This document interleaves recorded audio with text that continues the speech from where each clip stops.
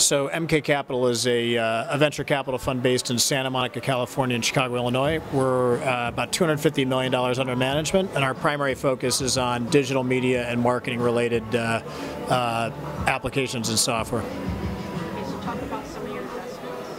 Probably the most notable, at least in terms of the YouTube ecosystem right now, is Machinima. Machinima is a video game-based video network on YouTube that does about 1.5 billion videos a month and about 125 million uniques globally. Great. So how did they achieve that kind of traction? Well, first of all, the gamer audience in general globally is just massive and growing kind of every year. And then second, they've been very smart about partnering with a lot of different channels around the world that focus on programming for video gamers, and they both kind of represent that inventory as well as they program their own shows using that kind of scale to reach the audience constantly. So they're an amazing promotional engine to launch new shows, whether they're directly owned and operated shows or third-party channels that they work with. Can you talk about your involvement with Google? Yeah, so Machinima has a direct relationship with Google, obviously, as do a number of our other companies. The MK Capital team is also very close with both Google and the YouTube team. We see ourselves as a venture fund as working with a lot of these emerging companies that are building at least a large part of their business by programming through the YouTube channel, and we bring them not only capital but expertise on how to make that transition, how to build a sustainable business in terms of revenues and margins as that platform scales, as well as hopefully these companies on top of the platform scale.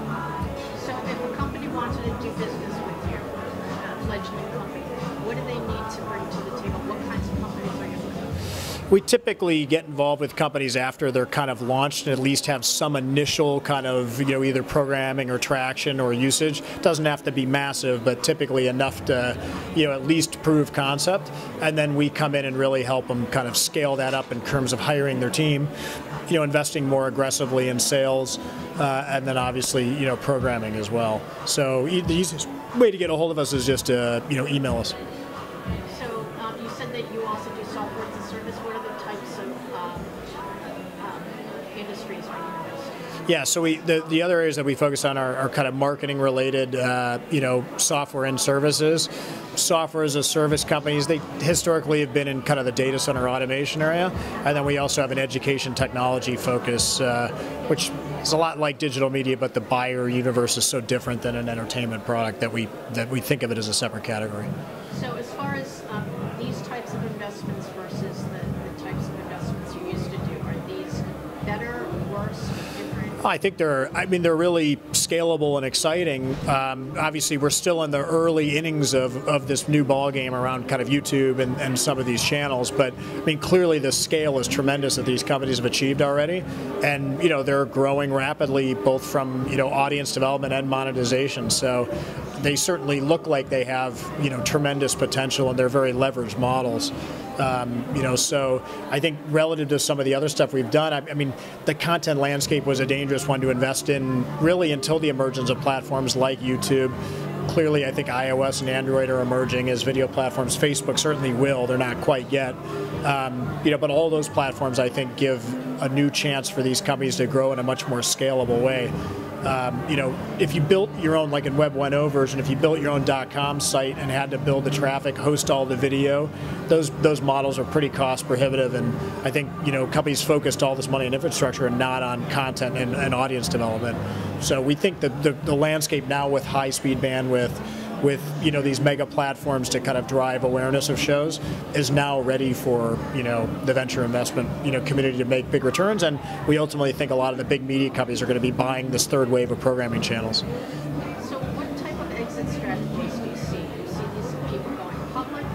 How soon are you going to get your money out? Yeah, we'll see. Our internal thesis is that these are the third wave of video programming brands that are being kind of birthed and emerging in front of our eyes. I think the big media broadcasters all had different reactions about what to do with the cable industry as it was emerging. Some bought early, some bought late, some never really did much at all.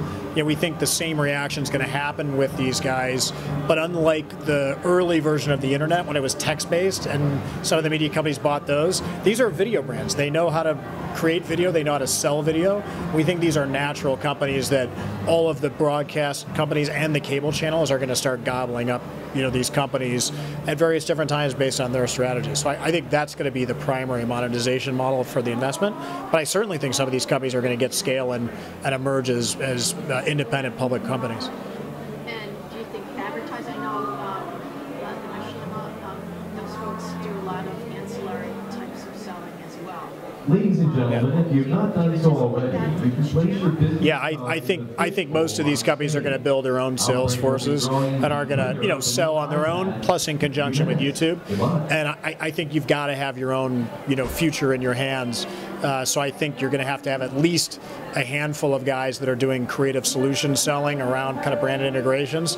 And I think most of these companies are going to wind up having at least a small, if not frankly, a big direct sales force to sell their own content. Anything else that you want to add? Thanks for having me.